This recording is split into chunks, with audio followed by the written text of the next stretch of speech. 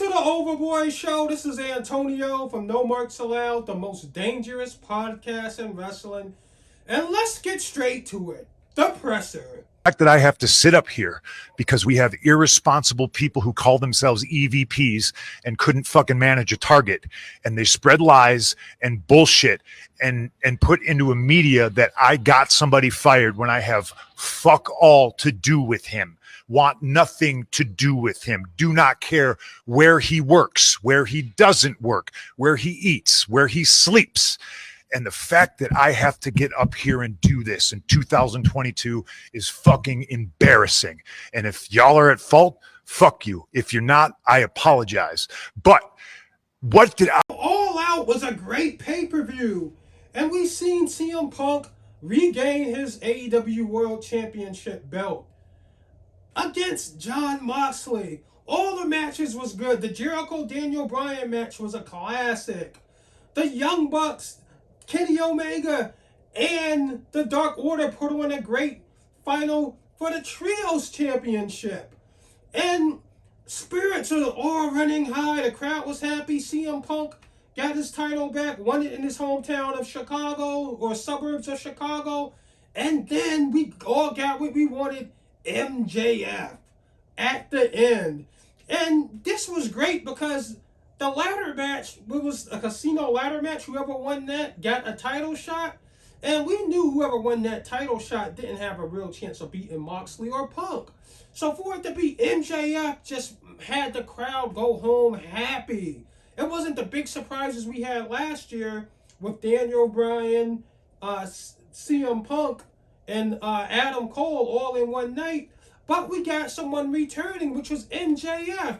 And he played the promo of CM Punk, in Ring of Honor, saying the greatest trick the devil proved is that he didn't exist. But then the pressure came. And most people would have thought that someone brought Colt Cabana's name up, or that, someone asked him a question about Colt Cabana. But according to Meltzer and Alvarez, who was there, it was no questions asked about Colt Cabana. And CM Punk went off and said that he didn't give a fuck where Colt Cabana was, where he worked, and he didn't get him fired. And these EVPs that don't know what the fuck they're doing need to, quit the rumors and fuck you. But he then walked it back at the end. If you're not to blame, fuck, I apologize, but if you are, fuck you. Or did he say, no, fuck you, but if you're not to blame for it, I apologize. But, after the Young Bucks just won that match, with Kenny is back, their emotions is running high. The whole AEW locker room is in good spirit until CM Punk did that bullshit at the press conference. So, now, what ticked CM Punk off? It couldn't have been rumors about Colt Cabana. I believe it was MJF got a bigger pop than him winning the world title. And I don't know if CM Punk knew that MJF was going to return. Because if he did, I felt like he wouldn't have went after the Young Bucks. I think he was pissed because he was surprised that MJF came back and he got a bigger pop than him. The story of All Out should have been CM Punk winning his title in Chicago, not MJF coming back. That's another booking mistake Tony Khan made. Now, you can say, well, Tony Khan surprised everybody and got the crowd happy, but also Tony Khan also took the moment away from CM Punk by having, MJF come steal the show. Now we're talking about MJF. So CM Punk said, fuck that. They're going to talk about me. Again, because they should have been talking about me winning the title. How does MJF get a bigger pop than me? So he caused all the controversy. And this controversial, press conference took away from the WWE's great pay-per-view they had, Clash at the Castle, that had great matches from, Sheamus and Walter, Seth Rollins and Matt Riddle. They had a great match. Roman and Drew's match was good, except for the ending. We forgot about all that shit because of CM Punk's press conference. And I feel like CM Punk knew what he was doing. He was upset, and he threw the Young Bucks under the bus. Now, it said that there was a fight that occurred. So they said that, the Young Bucks came bang on the door like they was the police. It wasn't like none of those knocks like, hey, Punk, Phil, it's Matt. They said they came banging on the door like the police. And you know, CM Punk in Chicago, he like, man, let them bang on the door. I mean, he ain't say, who is it? CM Punk was like, he know it's the Young Bucks, but he don't know they're with Kenny, so he's like, fuck them. I'm not opening the door. He did the G thing. He home in Chicago. But then the Young Bucks kicked the door open. And that's where the Young Bucks went wrong. Because once you violate and kick the door open when no one answers the door, it's on sight. So if CM Punk threw punches and knocked Nick out, and, you know, his trainer jumped on Kenny Omega and pulled his hair and was biting on him, I feel like that is self-defense, because Kenny Omega would beat the shit out of his trainer. He was probably biting and pulling Kenny's hair to fight for his life. And then it's 3-on-2. His CM Punk steals, who was his trainer, his wife was in there with a broken foot tending to the dog. So you know they're in survival mode. So they said CM Punk knocked Nick out. So, and then he hit Matt with a chair, and Kenny Omega was, you know, getting his hair pulled by Max Steel and getting bit because Max Steel was trying to fight for his life. So the Young Bucks was wrong. CM Punk was wrong. Tony Khan did the right thing. He didn't fire CM Punk. He suspended him with pay. Now, if he suspended him without pay, I don't know whether it was with pay or without pay. If he suspended him with pay, that's really not like a punishment, because you suspended without pay anyway when you're not on Dynamite and Rampage every week, who we've seen the Young Bucks not participate in those shows for a couple of weeks. But I don't think you fire anybody. This will set up that dream match between Kenny Omega and CM Punk. Or we can get a trios match between CM Punk and FTR and the Young Bucks and Kenny Omega. I don't think this will be a situation where none of these guys will work with each other. CM Punk was wrong, but as EVPs, the Young Bucks should have been more mature and not confronted CM Punk at all. You know what I mean? Like, especially on the rah-rah shit, like boom, boom, boom, kicking in doors like you were ready to kick ass. Now, what if CM Punk was on high alert and he had a firearm in there and shit got ugly? Luckily, you know, they knew it was the Young Bucks. But I feel like CM Punk, you know, I can feel where he's coming from, and people got to understand. He's in his hometown of Chicago. Hour away from Chicago, he wins the AEW championship. It should have been done right there. He did a speech, and then MJF came out. Now, we don't know if this was part of the work or not, because Tony Khan likes to have surprises. Just like the leaked phone call that he had where he's like begging MJF to come to All Out, and he'll give him a whole bunch of money. He won't talk to him about a contract extension, but you got to come to All Out. That seems something like only Tony Khan and you know, MJF knew. That doesn't sound like the whole roster knew what was going on. Nobody knew that bullshit was going to happen in that ladder match. The only people knew that MJF and Tony Khan was coming back was MJF and Tony Khan. That's the only reason I can see CM Punk going off like that. Because, you know, Colt Cabana is a flea. I wouldn't think Colt Cabana will, you know, trigger him off. Because they, like I said, Colt Cabana was in the Dark Water when he came to AEW. And people saying, well, he's in Ring of Honor. If you're in Ring of Honor, you're in AEW.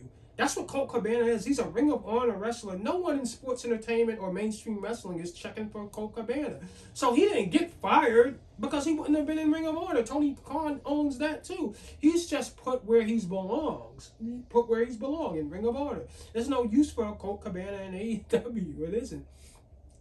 But yeah, I feel like CM Punk, like, you know, he was wrong, but now looking back at it in the whole pay-per-view, I was in attendance. I think MJF's appearance and the crowd getting a bigger pop is what triggered CM Punk. I don't think it was no Colt Cabana bullshit. He just used that as an excuse to go off on everybody.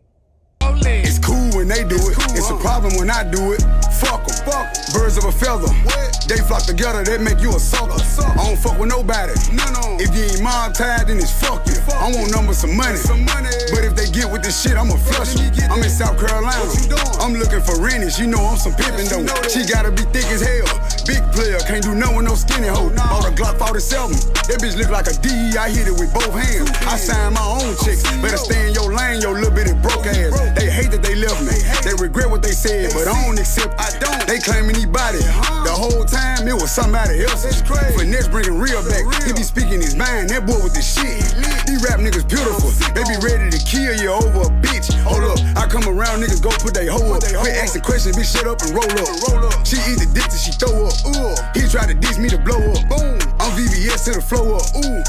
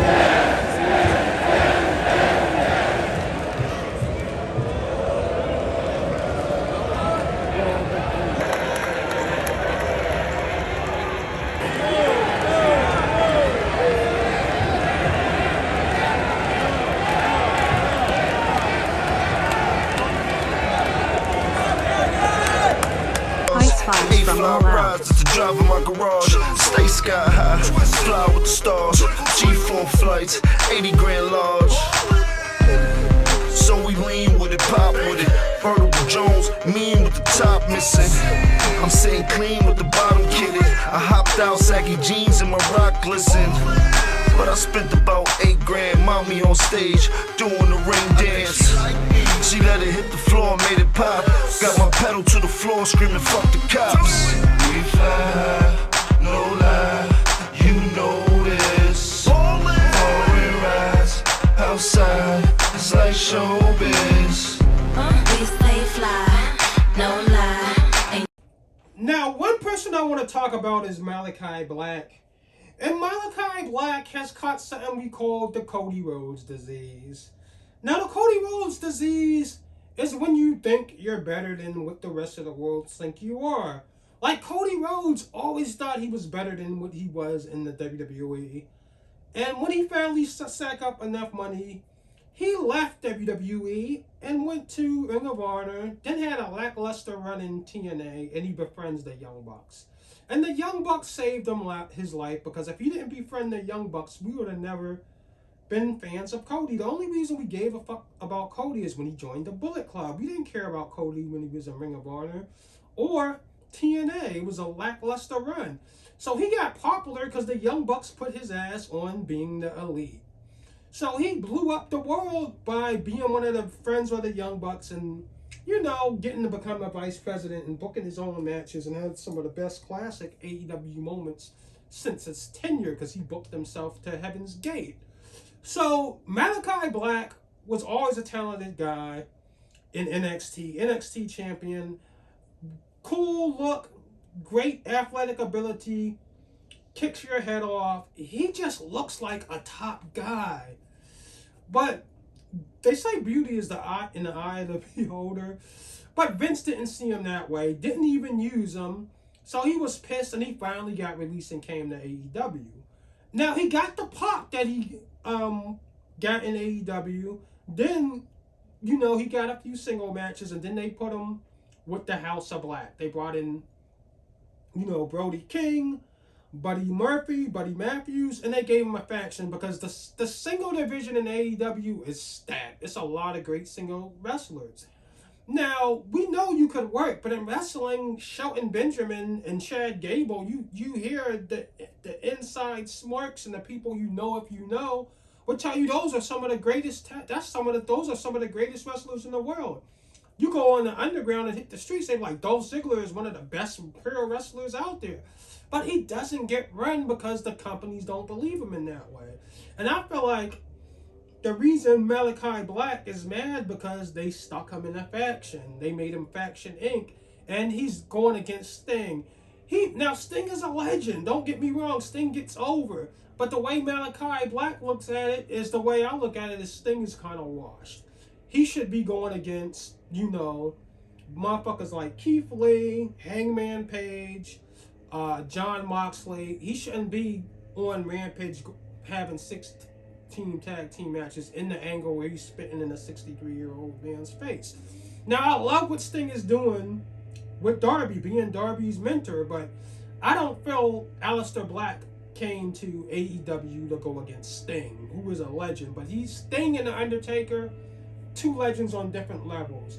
You give Malachi Black a match with The Undertaker or a program with The Undertaker, people are gonna love it because The Undertaker is more legend than Sting.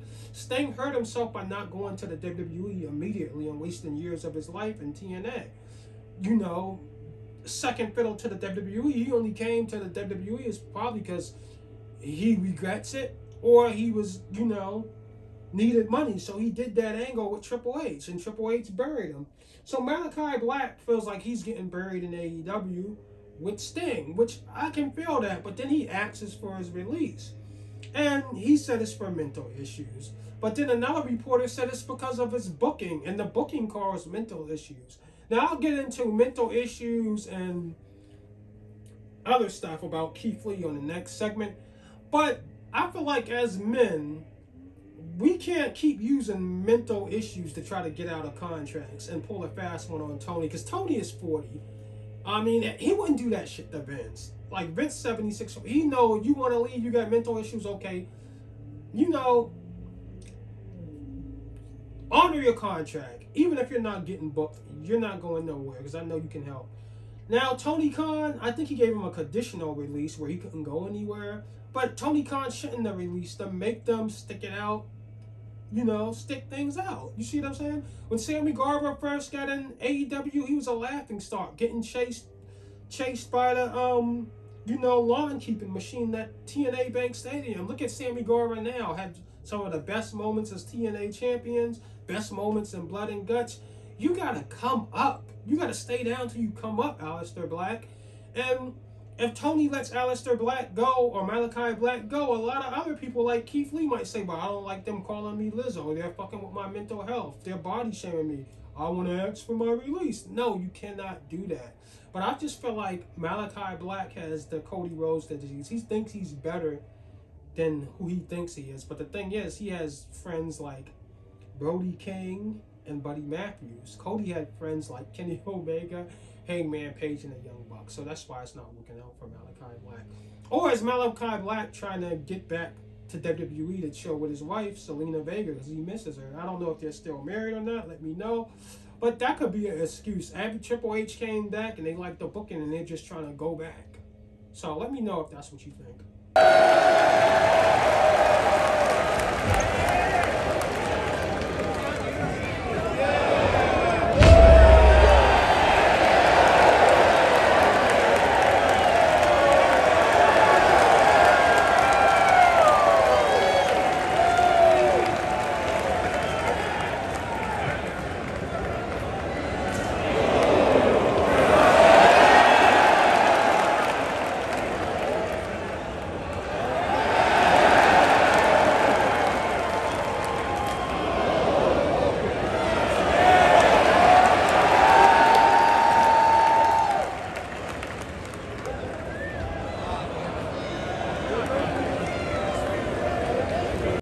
Now, we all know Max Caster got in trouble with his freestyles before, and he got suspended. He had to lay it down for a while.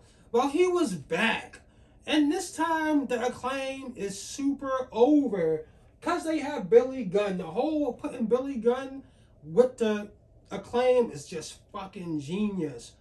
I mean, his kids turned on him, beat the shit out of him, and didn't respect his father because he said they should be more honorable towards the Acclaim. And now the ass man Pause is with the Acclaim and they got a super pop. But something disturbed me. It wasn't the freestyle line where he said Keith Lee looks like Lizzo. It was the fans once they got in there, the Acclaim was heels, and Swerve and Keith Lee were supposed to be faces, but now the fans had turned into, they switched it. They want the Acclaim to win so bad that they made Keith Lee and Swerve get heel heat.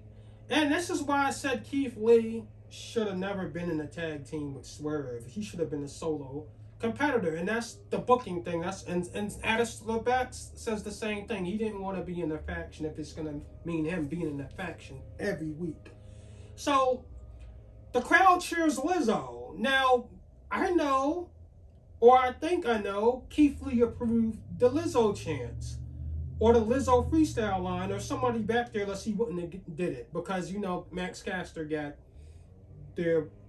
in trouble before. But what disturbed me was, in my section, a lot of those fans were so upset and wanted the Acclaim to win that they were calling Keith Lee fat ass, and they was calling him Lizzo. And I just got the question, is this fat shaming, bullying, or is it heel heat, or is it just busting balls? Because a lot of people would be quick to say it was fat shaming, but as men, I feel like we don't get fat shamed. As men, we might be short, we might be skinny, we might have a big nose, we might have big lips, we might have an eye that's like dead or slanted. But as a man, we go out and be men. We still put on the nicest clothes, whether we're fat or anorexic. We still put on the nicest clothes, the nicest chain. Whether we got a great smell or we got fucked up teeth, we deal with our flaws as men. We dress up, get fly, and still talk to bitches, still try to pull women, still get the girls. Keith Lee is what Maya am, so he must not look like Lizzo to everybody. And Eddie Kingston, you got a lot of people that got beer bellies and is out of shape. And Eddie Kingston isn't, the picture of health, but you're not going to tell me Eddie Kingston isn't getting laid. And if somebody says, Eddie Kingston, you fat motherfucker, you out of shape, Eddie Kingston is not going to cry about body shaming. And I don't want to hear Keith Lee crying about body shaming. I feel like this is not body shaming or bullying. I say this is more like heel heat and the fans busting his balls. Because at the beginning, they were saying, oh, Swerve in his glory. Oh, Swerve's in his glory. Then the fans was like, oh, scissor me daddy. Oh, scissor me daddy. See, the fans has a lot of control. And what they made, which is a good thing and a bad thing, that the fans know too much. They talk about creative in every fucking podcast and get mad when someone says it's fake. They talk about the behind the scenes more than the matchups. They do other shit like that. And the fans want to control wrestling. So if they boo Keith Lee and get as loud as they want for the Acclaim, they want Tony to come out from Gorilla and was like, let's change plans, let the Acclaim when the crowd is going crazy for the Acclaim. And you could hear the hurt and the pain and the evil in the fans' voices every time the Acclaim had a near fall. You would have thought Tony Khan threw their kid off the roof or something. Like, what the fuck did the Swerve and Keith Lee do to you? Like, these were boos. These were real boos aimed at Swerve and Keith Lee. So they started getting upset and calling Keith Lee fat ass. So it went from Lizzo to fat ass, because when the Acclaim hit them with the finish and everybody thought they should have won, they were booing. You see what I'm saying? So I feel like a lot of people would try to say they were fat shaming Keith Lee or body shaming Keith Lee, but I just feel like the fans just have too much control right now, and they can turn on you in a minute. Like, they were screaming Jamie Hayter. They tried to force Tony to, make a decision from Gorilla and change the results of the match. But no, Tony Storm won. But Jamie Hayter got so much of an applause, you would have thought she was, Becky Lynch coming back. And, Matt Caster and, Bowens are super over. And they felt that it was their time to win the title. AEW fans and AEW, you got a chance to put yourself over. I remember when Tony Khan first made AEW, he said he wasn't pushing anybody. We're going to see how the fans reacted to him. And so for the Acclaim to win that title, that would have been the ultimate American dream story, because these guys came up from AEW Dark and now they're getting the biggest pop of the evening. Now this Acclaim match probably wasn't the best match, but this was the funnest match on the card. This is the most fun I had of watching the wrestling match. From the crowd giving Billy Gunn props for them going to, oh, scissor me daddy, and the interaction with the crowd between Billy Gunn and the Acclaim, and the near falls that they had. This was a 4.5, 5-star match. I'm sorry. It just was. Because it had everything you had. The question is Keith Lee strong enough, headstrong enough, and his mind strong enough to ignore the, Lizzo chants? Now, if we get these chants, every week, like fat ass and Lizzo, then I would say it's body shaming. I wouldn't say it's heel heat, because you can have heel heat, but not, talking about a person's personal experience. I remember fans were a lot more evil. I remember when Darren Young, I think his name is, he was Titus O'Neil's partner, he came out as being gay. And on that first Raw after he came out, fans were saying, he's a faggot, he's a faggot. And you could hear it on Raw. Now, fans like that, they're more, you probably won't hear nobody ever say that again, because people are all in conclusion. And I would never do that. If somebody came out as gay, like Darren Young did, Titus O'Neil partner, I would never say, you're a faggot. But back then, being homosexual wasn't as accepted as it is now.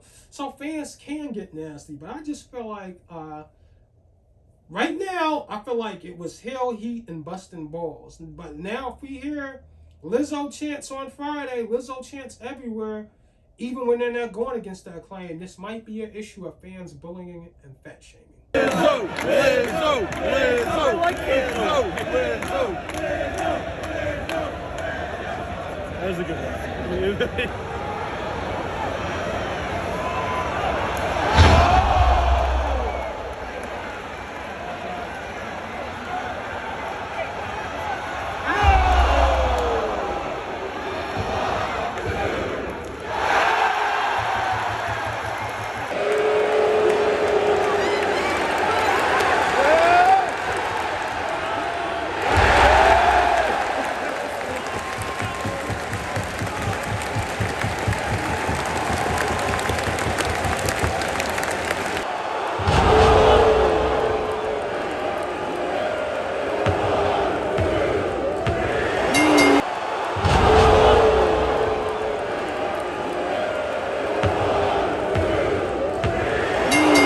Now, Tony Khan has an opportunity to make the best out of this. And I hope he does by, turning this into an angle and not suspending anybody. And I hope the Young Bucks can see the business acumen in this and be able to work with Punk and Omega. Because eventually Omega and Punk was going to, wrestle. That was the plan, to bring him over, to have that dream match with Punk and Omega. But Tony Khan is showing his leadership. He suspended him. A lot of talent said they want CM Punk gone. He's not going to do that, because it's not too many. You don't want to fire one of your top players. You see what I'm saying? Like, there's a lot of NBA players and NFL players that are toxic, but they do their job very well and they help the team. CM Punk is a force multiplier. The Young Bucks are force multipliers. They make everybody around them better. So suspending them shows fans and the locker room that they have accountability. You know what I mean? Tony Khan holds them accountable. The networks, the advertisers. It shows Tony Khan suspending CM Punk, and the Young Bucks shows that Tony Khan holds his people accountable. Unlike the WWE, who really needed the Usos there, so they let him get a DUI and let him come back and wrestle. And that's part of the reason why they wanted Vince gone, because it's not a good look to shareholders or investors to let a person with multiple DUIs come back and wrestle just because you need them and it's a wrestling war, or a wrestling war you have in your mind that isn't really one, but you think it is, so you want to keep the Usos because Roman is a sucky champion and you need to have those,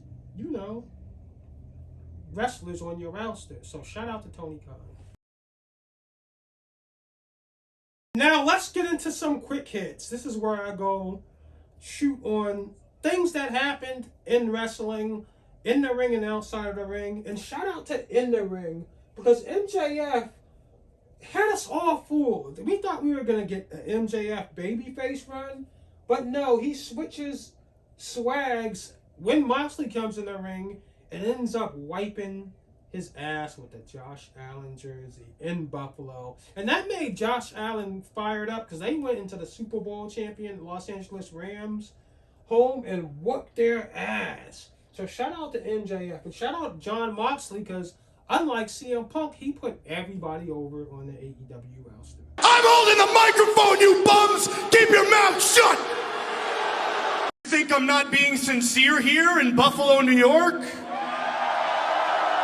In front of all these grotesque, poor lardasses who have quite possibly the worst football team in the history of the United States of America? He's back. He's back. Can only keep up the facade for so long, Taz. Kind of speechless here. Well, there goes that Josh Allen jersey. Go Jags. Josh Allen sucks!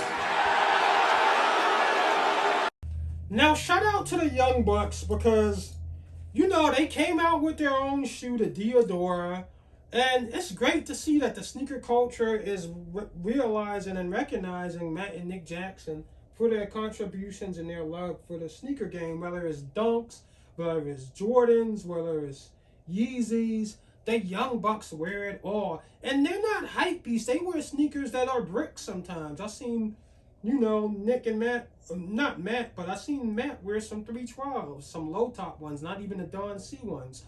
Also, signing with Diodora is a good thing, because, you know, they're not going to get Nike right now. Nike has a fully loaded roster. But the Diodoras that they have are nice looking shoes. They come at a $100 price point. But on the other end, I gotta call out WWE World Champion Roman Reigns, undisputed champion. Because this guy has some $30 shorts that says Needle Mover. Now, WWE's merch is notorious for being cheap and uncomfortable to wear. Whack. But this takes the cake, Roman. You cannot be a needle mover with $30 shorts that are on sale for $22.99. When the GOAT, Chris Jericho, is selling $150 basketball jerseys. So, shout out for the Young Bucks for having the L, coming out with some Diodoras. Or I should have said, shout out to the Young Bucks for the W for coming out with Diodoras. And boo to Roman Reigns with the L for having $30 shorts when you're supposed to be a needle mover. Come on. But Matt, Nick, you got to drop them Diodoras soon so we can forget about Nick getting knocked out by CM Punk. Drop them Diodoras. I'm a cop a pair and do a review on them.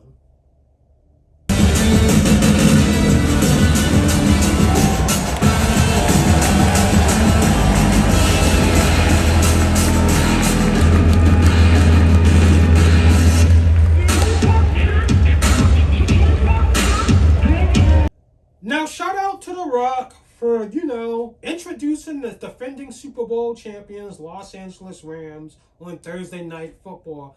Not only that, The Rock had a huge W by releasing the second, you know, trailer to Black Adam. And if you're not in the comic books, you probably don't know who Black Adam is, but it is the arch rival to Shazam. And The Rock is so player and so big, he got Black Adam to have his own movie, just like the biggest villain of all time, probably the Joker did. So The Rock is a major player in Hollywood, and that trailer was awesome. You had the Justice Society with Dr. Fate. Some of the diehard people that read comic books knows who Dr. Fate is. Hawkman was always an awesome looking character. From back in the day, I loved the Hawkman action figure. Back in the day, then you had the Atom Smasher, and they were, you know, going against The Rock, and that trailer was so freaking awesome. So shout out to The Rock for that big win. And News in the WWE, they brought Braun Strowman back. We know WWE don't really sign a lot of people and put them on their main roster. They'll bring someone back that they hired. And I guess Braun Strowman's controlling his narrative was not controlling the money in his pocket the right way. So he came back to WWE, but this is only just to be a buffer between Roman and The Rock or Roman and WrestleMania. I mean, Braun Strowman is just there to beat up mid-carders and job to Roman at the next pay-per-view. Let's face it, he's not coming to make an impact. Super Bowl champion, Los Angeles Rams. Get out of your seats, stomp your feet. It is time to rampage.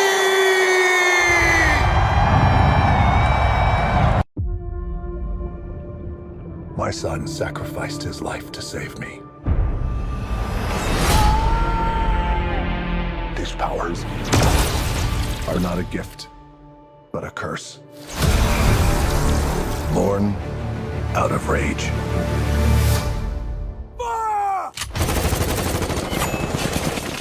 So I'm up to them.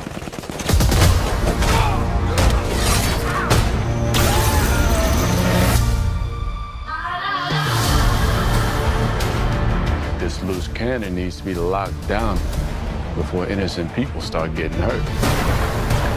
He's been asleep for 5,000 years. You find us a cell that can hold him, we'll take care of the rest. Who's on the team?